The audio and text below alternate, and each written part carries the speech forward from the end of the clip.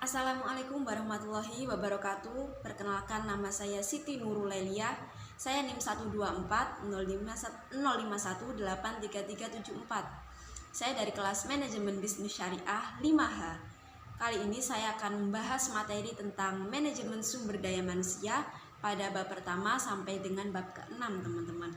Dan pada bab pertama ini kita akan membahas tentang perencanaan sumber daya manusia yang efektif.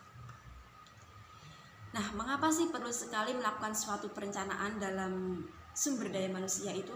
Ya, menurut saya itu begitu penting sekali ya, teman-teman. Karena apa? Karena ketika kita melakukan suatu perencanaan, kita pasti ingin tujuan kita akhirnya nanti tepat sasaran, iya kan? Dan itu akan membuat perusahaan lebih efektif dan juga lebih efisien. Nah, sebelumnya pengertian perencanaan SDM itu sendiri yaitu adalah suatu proses peramalan sistematis yang menghubungkan kebutuhan sumber daya manusia suatu organisasi dengan rencana strategisnya untuk memastikan bahwa kepegawaiannya itu memadai, berkualitas, dan cukup kompeten untuk mencapai tujuan organisasinya. Nah, ketika kita melakukan suatu proses perencanaan sumber daya manusia, pastilah dipengaruhi dari berbagai faktor ya, teman-teman.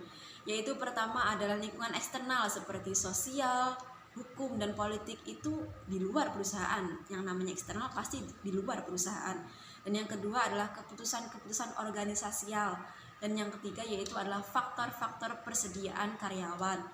Nah, jadi menurut saya itu ketika kita melakukan suatu perencanaan, kita harus mempertimbangkan apa saja yang perlu direncanakan untuk kedepannya nantinya supaya hasilnya sesuai dengan yang diinginkan atau sesuai dengan sasaran yang diharapkan sebelumnya.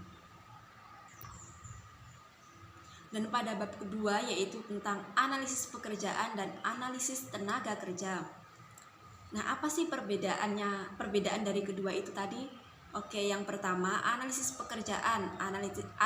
Yang namanya analisis itu pasti kita akan menganalisa.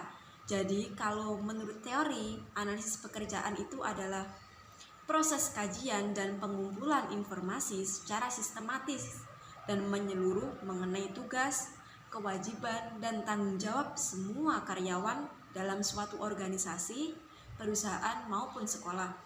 Jadi semua karyawan itu akan dikenai suatu tugas, kewajiban, dan juga tanggung jawab. Nah, kenapa sih analisis itu sangat bermanfaat sekali ketika diterapkan? Yaitu yang diterapkan dalam suatu organisasi, yaitu yang pertama, kebermanfaatan dari analisis pekerjaan sendiri itu adalah menganalisis susunan kepegawaian atau informasi pekerjaan. Jadi ketika kita melakukan analisa, kita pasti akan tahu struktur tentang kepengurusan dari suatu perusahaan tersebut. Dan yang kedua adalah desain organisasi atau menganalisis elemen, menyusun posisi organisasi. Jadi itu merupakan kelebihan ketika kita menerapkan analisis pekerjaan.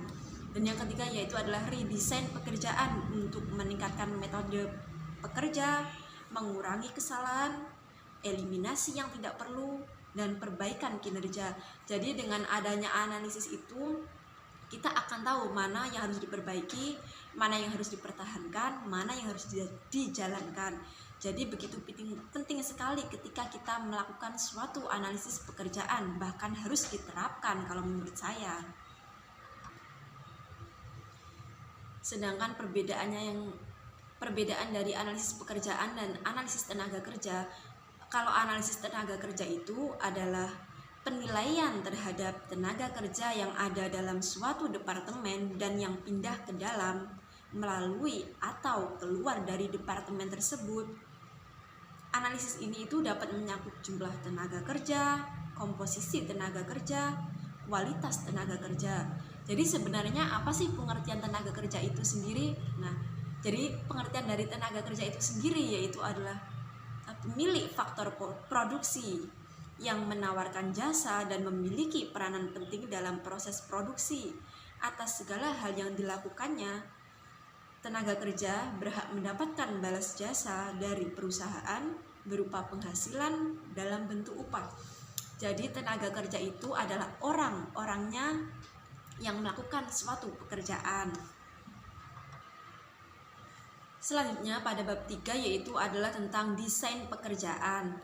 Nah, yang namanya desain pasti kita akan yang terngiang yang di pikiran kita itu adalah kayak menggambar gitu di suatu pekerjaan.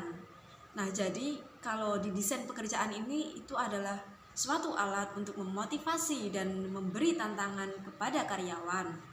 Jadi dalam desain pekerjaan atau job design itu merupakan faktor yang sangat penting sekali teman-teman dalam suatu manajemen. Karena apa? Ini itu manajemen operasi khususnya. Karena selain berhubungan dengan produktivitas juga menyangkut tenaga kerja yang akan melakukan kegiatan operasi perusahaan. Jadi ketika kita melakukan operasi perusahaan, kita juga perlu melakukan desain atau mendesain terlebih dahulu sebelum melakukannya. Pada bab 4 yaitu tentang rekrutmen tenaga kerja. Nah, rekrutmen ini itu juga saling mempengaruhi ya teman-teman. Karena ini tuh adalah hal kegiatan yang penting sekali yang harus dilakukan oleh suatu perusahaan karena untuk mencari standar minimal yang dimiliki oleh calon karyawan nantinya. Nah, jadi pengertian rekrutmen itu sendiri yaitu adalah usaha yang dilakukan untuk memperoleh sumber daya manusia yang dibutuhkan untuk mengisi jabatan-jabatan tertentu yang masih kosong. Nah, jadi proses rekrutmen itu adalah proses mencari, menemukan, mengajak, dan menetapkan sejumlah orang dari dalam maupun dari luar perusahaan sebagai calon tenaga kerja dengan karakteristik tertentu seperti apa yang telah ditetapkan oleh perencanaan sumber daya manusia. Jadi rekrutmen ini itu sangat berkaitan sekali dengan perencanaan sebelumnya gitu. Dan ini harus dimaksimalkan dalam mencari potensi atau kelebihan dari calon karyawan nantinya supaya sesuai dengan kualifikasi atau spesifikasi pekerjaan yang akan dipegang nantinya gitu. Pada bab selanjutnya yaitu pada bab 5 yaitu mengenai tentang manajemen sumber daya manusia atau seleksi tenaga kerja. Nah, jadi seleksi itu adalah usaha pertama yang harus dilakukan perusahaan untuk memperoleh karyawan yang kompeten yang akan menjabat serta mengerjakan semua pekerjaan pada perusahaan tersebut. Nah, jadi ketika kita melakukan seleksi, kita harus menentukan karyawan mana yang harus diterima, mana yang harus ditolak. Jadi kita harus mematok standar ketika kita ingin mencari seorang karyawan yang kompeten. Seperti kita harus mengutamakan yang jujur, disiplin, dan memiliki budaya malu, yang paham akan jabatan yang akan diembannya nantinya, atau kita melakukan wawancara tentang ketenaga kerjaan. Jadi ketika kita melakukan seleksi, kita tidak akan salah memilih bahkan menempatkan seorang karyawan baru tersebut. Dan salah satu yang dapat kita lakukan untuk mencari karyawan yaitu adalah dengan melakukan wawancara. Dan ketika kita melakukan wawancara, kita harus menyiapkan pertanyaan-pertanyaan yang lebih kompeten untuk karyawan itu. Karena apa? Ketika jawaban tidak sesuai dengan apa yang dilakukannya nanti, itu pasti akan sangat mempengaruhi sekali kinerja dari karyawan itu sendiri. Dan ketika sudah melakukan wawancara, kita juga perlu melakukan pemeriksaan latar belakang dan juga referensi. Atau katakanlah ada yang fresh graduate atau yang sudah berpengalaman. Jadi kita itu harus tahu latar belakangnya. Karena apa? Latar belakang itu juga mempengaruhi kinerja dari seorang karyawan. Karena apa? Pemeriksaan latar belakang dan pemeriksaan referensi itu adalah suatu proses untuk melakukan verifikasi terhadap informasi yang diberikan oleh pelamar. Jadi kita harus tahu betul gitu, kita harus memahami latar belakang dari karyawan tersebut gitu. Atau biasanya nih perusahaan itu akan menelpon atau mengirimkan surat resmi kepada teman-teman dekat pelamar atau keluarga pelamar dan perusahaan tempat pelamar sebelumnya bekerja, kalau yang sudah bekerja ini teman-teman, atau yang sudah berpengalaman gitu, untuk memastikan informasi yang diberikan oleh pelamar tersebut benar dan sesuai. Jadi itulah pentingnya kenapa kita harus melakukan pemeriksaan latar belakang dan juga referensi dari si pelamar tersebut, supaya kita tahu apa saja kekurangan dan kelebihan karyawan itu. Meskipun kita nggak tahu semuanya, tapi kita pasti tahu apa yang dilakukan nantinya gitu. Kita bisa mengira-ngira gitu teman-teman. Oke, sekarang pada bab ke-6 atau bab terakhir, yaitu tentang orientasi kerja dan penempatan kerja. Nah, jadi saya mengambil teori dari orientasi kerja menurut Ingham, yaitu sebuah konsep. Jadi kayak gini artinya: the concept form the basis for the harmonious view of industrial relations in the small firm, as orientation to work was said to cause individual self-selection to the small firm sector. Kurang lebih itu memiliki arti seperti ini teman-teman. Sikap dan tingkah laku karyawan merupakan suatu konsep yang dapat menciptakan harmoni dalam bekerja dan sehingga dapat menyebabkan peningkatan kinerja karyawan secara individu dalam sebuah perusahaan. Dan yang ini kan ada 2 materi tentang orientasi kerja dan penempatan kerja. Jadi yang penempatan kerja saya akan mengambil teori dari menurut Haryanjo pada tahun 2006, yaitu penempatan kerja merupakan proses penugasan atau pengisian jabatan atau penugasan kembali pada tugas atau jabatan baru atau jabatan yang berbeda. Oke, mungkin itu sedikit rumit ya teman-teman untuk dipahami. Saya akan mengambil teori dari Malayu SP Hasibuan pada tahun 2008, mengemukakan bahwa penempatan karyawan adalah tindak lanjut dari seleksi, yaitu menempatkan calon karyawan yang diterima pada jabatan atau pekerjaan yang dibutuhkannya dan sekaligus mendelegasikan authority kepada orang tersebut.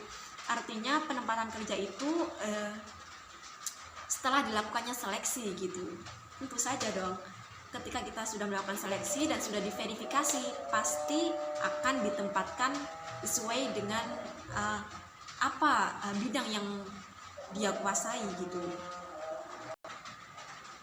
Nah, jadi ketika kita melakukan orientasi suatu pekerjaan, yaitu kita juga memiliki 2 manfaat, yaitu dalam jangka pendek dan juga jangka panjang.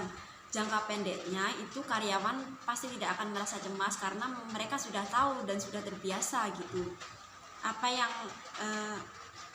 ada di lingkungan kerjanya itu gitu. Termasuk kita karyawan itu mampu mengetahui tujuan setiap jobnya, job description-nya yang harus dipahami secara detail oleh tenaga kerja agar bisa bekerja dengan jelas. Jadi karyawan itu tidak memiliki rasa cemas gitu, atau rasa cemasnya itu sedikit berkurang gitu dengan adanya orientasi ini. Dan sedangkan dalam jangka panjang itu akan membuat karyawan itu lebih mandiri dan lebih baik lagi. Karena apa? Secara jangka panjang itu dengan pengalaman orientasi yang lebih kompleks dan mendalam, mampu membangun konsep perencanaan pekerjaan secara lebih sistematis. Artinya itu tersistem dan terarah gitu ketika karyawan sudah melakukan orientasi pekerjaan. Jadi sekian presentasi yang saya sampaikan. Bila ada kurang lebihnya saya mohon maaf. Wassalamualaikum warahmatullahi wabarakatuh. Terima kasih teman-teman.